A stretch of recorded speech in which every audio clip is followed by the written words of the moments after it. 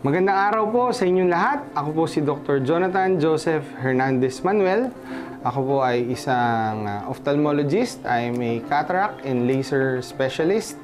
Ako po ay tulad po ng ating punong bayan. Ako po ay dugong baliwag, pusong baliwag. Dito po ako pinanganak, dito po ako lumaki, at dito na rin po ako nagpamilya. Ang aking father ay nakatira sa San Jose, Baliwag, Bulacan, and ang aking mother po ay taga Virgen de las Flores. Ako po ang pangalawang anak ni Ramon at Maura Manuel.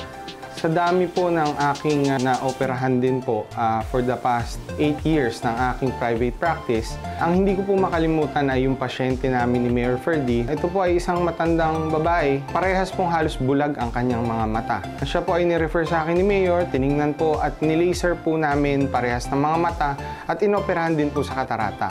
Nung una po siyang nagpupunta po sa klinika namin, lagi po siyang may kasamang bantay na dalawa. Up to the point po na natapos na po ang operasyon, luminaw na po yung kanyang mga mata. Nung minsan po, hinahanap po siya ng mga bantay niya. Kasi iniiwan na daw po niya yung kanyang mga bantay dahil ngayon po, hindi na sila kailangan ng pasyente. At napakalaking bagay po dahil nagkaroon po ng pagbabago ang lifestyle ng ating pasyente. Isipin niyo po, from dati assisted lang po at nasa bahay lang, kailangan ng may nag-aalaga. This time around po, nagkaroon pa siya ng function sa buhay niya.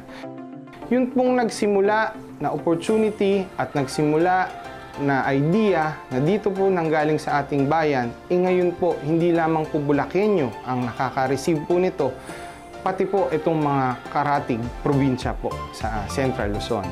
Muli po, ako po si Dr. Jonathan Manuel. Ako po ay isang proud baliwagenyo. Dugong baliwag, pusong baliwag.